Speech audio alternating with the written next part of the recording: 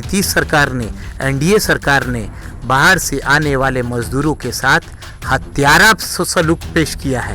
पूरे बिहार में 243 विधानसभा में इतना गया गुजरा निकम्मा विधायक कहीं पर भी आपको देखने को नहीं मिलेगा। समस्या ही समस्या है। मैं भी यही कहना चाहता हूं कि अगर राजद की सरकार आई तो लोग असुरक्षित महसूस करने लगेंगे। बिहार में भी उनकी सरकार है, केंद्र में भी उनकी सरकार है। ऐसी परिस्थिति में एक बीता रोड रक्सौल में सही नहीं है और आप पूछते हैं कि समस्या क्या है। बीजेपी से लोग मन फट गया है, ऊब गए हैं। इस बार प्रचंड बहुमत से दिन के 10 बजे आपको रिजल्ट रक्सौल का राजद के पक्ष में जाएगा। ये राजा बन जाएंगे। ये चीज कभी भी सामंतवादी विचार वाले नागपुरिया कानून मानने वाले लोग नहीं मानते हैं। इसीलिए ये झूठ का भ्रम फैलाया। जनता के बीच में रहने वाले जो भी प्रत्याशी हैं, भावी प्रत्याशी हैं, अपने को प्रत्याशी करना चाहते हैं, कहना चाहते हैं, वो सभी अपना प्रयास करें। टिकट देना नहीं देना यह तो आला कमान तय करेगा। आला कमान को तय करना है कि लगातार 5 वर्षों से पार्टी की सेवा किसने की। नमस्कार, मैं विवेक श्रीवास्तव, खबर 24 से। आज के हम कार्यक्रम में पूछेंगे रवि मस्करा जी से, जो जिला प्रवक्ता है और भावी प्रत्याशी भी है। आज का मेरा पहला प्रश्न है कि राजद इस बार विधानसभा इलेक्शन को किस तरह से देख रही है। राष्ट्रीय जनता दल परिवार विधानसभा में पूरे बिहार में, पूरे चंपारण में एक बहुत स्वर्णिम अवसर के रूप में इसको देखा जा रहा है। हम लोग दुखी भी हैं कि इस बार ऐसे कोरोना काल में सरकार चुनाव कराना चाहती है। हमारी पार्टी माननीय तेजस्वी यादव जी ने यह आह्वान किया है और सरकार से मांग की है कि जब पूरे बिहार में कोरोना की स्थिति दिन ब दिन भयावह होती जा रही है, पूरे जिले में, पूरे प्रदेश में 759 केस कल के दिन में हुए हैं, पूरे चंपारण इसका हब होता जा रहा है, रक्सौल में भी 5-6 केस हो चुके हैं। कल ही हमारी एक जानने वाली हमारी प्रिय चाची जी का देहांत कोरोना के कारण हो गया है। ऐसी परिस्थिति में जबकि पूरा देश, पूरा बिहार कोरोना से त्रस्त है, मजदूरी किसी को मिल नहीं रही है, ऐसी स्थिति में सरकार चुनाव क्यों कराना चाह रही है, यह समझ से बाहर है। हम लोग चुनाव में जाने के लिए तैयार हैं अगर सरकार चुनाव कराना चाहती हो तो, लेकिन हमारी मांग है कि चुनाव को अभी टाला जा सकता है, चुनाव को टालना चाहिए। नीतीश सरकार ने, एनडीए सरकार ने बाहर से आने वाले मजदूरों के साथ हत्यारा सलूक पेश किया है। आप सोच सकते हैं, कोई दिल्ली से चलकर पैदल आ रहा है, कोई लखनऊ से चलकर पैदल आ रहा है, कोई गोवा से चलकर पैदल आ रहा है, कोई डिलीवरी पेट में है वो पैदल महिला चलकर आ रही है। आप थोड़ा महसूस कीजिए। और ये लोग कह रहे हैं अच्छे दिन आ गए हैं, वर्चुअल रैली कर रहे हैं। इंसानियत कहीं दुनिया में, जेहन में नीतीश कुमार के और एनडीए के लोगों के बच गई है कि नहीं है, यह सोचने वाली बात है। अगर ऐसी स्थिति में भी वो लोग चुनाव कराना चाहेंगे तो हम लोग करेंगे, हम लोग तैयार हैं। हम लोग लालूवादी विचार वाले लोग हैं, हम लोग मजदूर को देखने वाले लोग हैं, बेरोजगार को देखने वाले लोग हैं, शोषित को, पीड़ित को, दबे कुचले को, जिनके साथ अन्याय हुआ है उनको देखने वाले लोग हैं। उन लोगों की आवाज़ को भारी से भारी संख्या में हम लोग बुलंद करेंगे। और आपको विश्वास ही नहीं दिलाता हूँ, मैं वादा करता हूँ कि माननीय तेजस्वी जी के नेतृत्व में मजबूत तरीके से बिहार में इस बार गठबंधन की सरकार, महागठबंधन की सरकार जरूर बनेगी। इस बार राजद किन किन पार्टियों के साथ गठबंधन करेगी या फिर अकेले चुनाव लड़ेगी, आपको इस पे क्या कहना है। अभी तक के स्थिति क्रम के अनुसार महागठबंधन के जो भी सहयोगी दल हैं, हमारे साथ कांग्रेस पार्टी है, हमारे साथ रालोसपा है, हमारे साथ मांझी जी की पार्टी है, हमारे साथ सहनी जी की पार्टी है। हम लोग जो भी महागठबंधन के सहयोगी दल थे, सभी दल मिलके और एक साथ होके मजबूती से इस सरकार को बनाने का काम करेंगे, लड़ाई को लड़ने का काम करेंगे। सत्ता पक्ष के लोगों का कहना है कि अगर राजद फिर सत्ता में आई तो फिर लोग और असुरक्षित महसूस करने लगेंगे।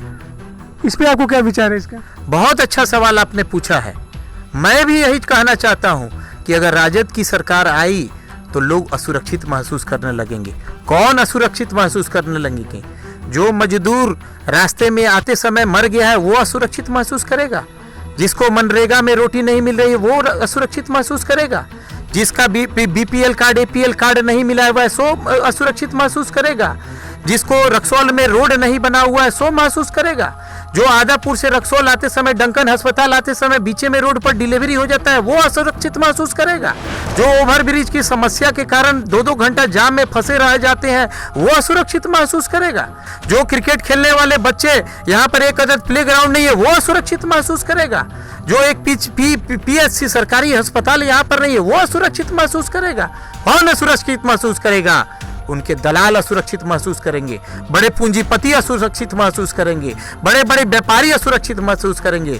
वो असुरक्षित महसूस करेंगे जिन्होंने 350 रुपए की कोरोना की दवाई 750 रुपए में चाइना से खरीद के लाई है। वो असुरक्षित महसूस करेंगे जो पेटीएम के यूज करते हैं, जिसमें 100 रुपए का आपका पेमेंट डालते हैं तो 98 रुपए व्यापारी के घर में पहुंचता है। वो असुरक्षित महसूस करेंगे जो कि 335 करोड़ रुपया का तातिया कंस्ट्रक्शन को जो रोड दिया होता है टेंडर, उसको जब 70% काम हो गया, 70% काम हो गया, 335 करोड़ रुपया 30% काम कराने के लिए उसी टेंडर को 850 करोड़ रुपया में फिर दूसरे कंस्ट्रक्शन को दिया जाता है, वो सुरक्षित महसूस करेंगे। आम जनता थोड़ी महसूस करेगी। राजद आएगी, गरीबों की सरकार आएगी, शोषितों की सरकार आएगी, वंचितों की सरकार आएगी, विद्यार्थियों की सरकार आएगी, मजदूरों की सरकार आएगी, व्यापारियों की सरकार आएगी।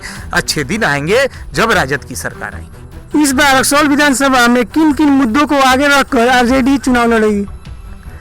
रक्सौल में मुद्दा कहाँ है और रक्सौल कहाँ है, यह एक छोटा हुआ जन्मता बच्चा भी आपको दे सकता है।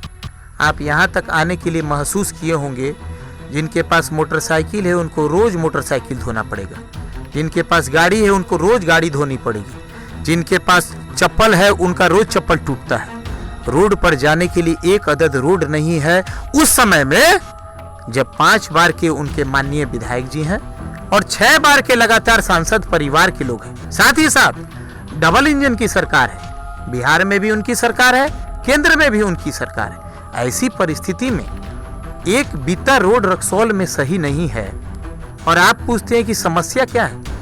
पूरे बिहार में रक्सौल जैसा गया गुजरा हुआ स्थिति, गया गुजरा हुआ विधानसभा और गया गुजरा हुआ विधानसभा का विधायक, मैं फिर से दोहराना चाहूं, पूरे रक्सौल पूरे बिहार में 243 विधानसभा में इतना गया गुजरा निकम्मा विधायक कहीं पर भी आपको देखने को नहीं मिलेगा। समस्या ही समस्या है।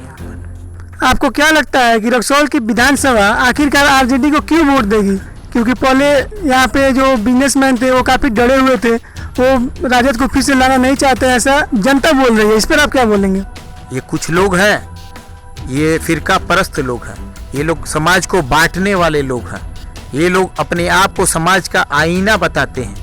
कुछ ये बीजेपी के लोगों ने, जो आरजेडी के लोग हैं, दबे कुचले हुए पिछड़े लोग, अल्पसंख्यक लोग, पिछड़े लोग, उन लोगों के नाम पर कि अगर ये आ जाएंगे, ये राजा बन जाएंगे, ये चीज कभी भी सामंतवादी विचार वाले नागपुरिया कानून मानने वाले लोग नहीं मानते हैं। इसीलिए ये झूठ का भ्रम फैला है। किस व्यापारी का व्यापार बढ़ गया इस 20 साल में? क्या नया काम व्यापारियों के लिए किया गया है? कौन से अच्छे दिन आए हैं? कहाँ रोड बन गई है? क्या काम किया है? बतावे, वो वोट ले। लेकिन ये जो बात है, व्यापारी डरे हुए हैं, डराए जाते हैं, ये सब कोई बात नहीं। मैं भी व्यापारी समाज से हूँ। कोई बताए क्या डराया गया था 20 वर्ष पहले? क्या लूट मचा हुआ था? आज व्यापारियों की हत्या नहीं हो रही। कोरोना काल में बिहार में 30 व्यापारियों की मर्डर हो जाती है। आप कहते हैं व्यापारियों की हत्या हर समय हो रही है, पहले से ज्यादा आज हो रही है। व्यापारियों के साथ लूटपाट पहले से ज्यादा हो रहा है, लेकिन अब तरीके से हो रहा है। 100 रुपया का पेटीएम करते हैं तो 98 रुपया आपके घर में जाता है। जीएसटी की मार हुई, महंगाई की मार हुई, 50-50 रुपए लीटर पेट्रोल डीजल पर आप टैक्स ले रहे हैं और कह रहे हैं कि लूट हमने मचाया था। कुछ लोग आप लोगों को गुमराह करके, कुछ मीडिया के बंधु उनका साथ दे रहे हैं और कह रहे हैं कि नहीं, राजद की सरकार आएगी तो बुरे दिन। राजद की सरकार आएगी तो वो बताएगी कि उर्वरक कृषि को खेती में कैसे मिलेगा, हर गरीब को पास खाद पहुंचती है कि नहीं, सस्ते दर पर उसको डीजल मिलेगा कि नहीं। बीजेपी से लोग मन फट गया है, ऊब गए हैं। इस बार प्रचंड बहुमत से दिन के 10 बजे आपको रिजल्ट रक्सौल का राजद के पक्ष में जाएगा, मैं वादा करता हूँ। मेरा एक आखिरी सवाल ये भी है कि रक्सौल विधानसभा में आरजेडी की तरफ से किसको टिकट मिलना चाहिए? क्योंकि यहाँ पे 4 प्रत्याशी का नाम आ रहा है। पूरे जनता मतलब एक्साइटेड है सुनने में, आखिरकार किसको मिलेगी? ऑप्शन 4 ऑप्शन आ रहा है लोगों के मन में। एक सुरेश यादव हुए जो पूर्व प्रत्याशी थे, और एक दूसरे हुए जो शशांक शेखर हुए, और तीसरे जो है नदीम डॉक्टर हुए, और चौथे रवि मस्करा जी हुए, ये चारों नाम पूरे जनता के मुंह पे है और वो जानना चाहती है आखिरकार बिहार विधानसभा में किनको सीट मिलेगी। आपकी इस पे क्या राय है? देश में जब प्रधानमंत्री पद का चुनाव हो रहा था, मुझे याद है 2014 की बात है, माननीय प्रधानमंत्री श्री नरेंद्र भाई मोदी के लिए कुछ लोगों ने प्रधानमंत्री पद की नाम रखा, कुछ लोगों ने माननीय श्री लाल कृष्ण आडवाणी जी का नाम रखा, कुछ लोगों ने राजनाथ सिंह जी का नाम रखा, कुछ लोगों ने सुषमा स्वराज जी का नाम रखा। राजनीति संभावनाओं का चीज है और लोकतंत्र हमारे पार्टी में कूट कूट कर भरा हुआ है। राजनीति है, लोकतंत्र है, जनता के बीच में रहने वाले जो भी प्रत्याशी हैं, भावी प्रत्याशी हैं, अपने को प्रत्याशी करना चाहते हैं, कहना चाहते हैं, वो सभी अपना प्रयास करें। टिकट देना नहीं देना यह तो आला कमान तय करेगा। आला कमान को तय करना है कि लगातार 5 वर्षों से पार्टी की सेवा किसने की है। आला कमान को तय करना है कि किसकी छवि ऐसी है जो कि 10 से 15 हजार अपने दम पर वोट ला सकता है। आला कमान को तय करना है कि कौन ऐसा है जो कि लगातार, जो मार्केट में हम लोग वोट कटते हैं तो मार्केट का वोट कौन अपने पास अपने साथ लेकर आ सकता है। आला कमान को ये तय करना है कि कौन ऐसा है जिसकी 10, 15, 20 पंचायत में ज़मीन अभी भी है, उसके लोग अपने अभी भी उसको जानने वाले लोग हैं। आला कमान को ये तय करना है कि कोरोना काल में 3 महीना के समय में जनता की सेवा किसने किया। आला कमान को ये तय करना है कि पढ़ा लिखा साफ छवि का लोग कौन सा है। ये आला कमान के ऊपर है कि सीट किसको देगी। मैं इस पर कुछ करना नहीं चाहता हूँ। जिसको भी पार्टी सीट देगी, मैं वादा करता हूँ अन्य जो भी लोग होंगे उसकी पूरी ताकत से मदद करेंगे और उसको जिताकर सदन में भेजने का काम करेंगे। बहुत बहुत धन्यवाद। आज हमारे साथ थे राजद के जिला प्रवक्ता। और ऐसी खबरों के लिए हमारे चैनल को लाइक करें, सब्सक्राइब करें और कमेंट करें और नोटिफिकेशन जानने के लिए पहले आइकन को दबाएं।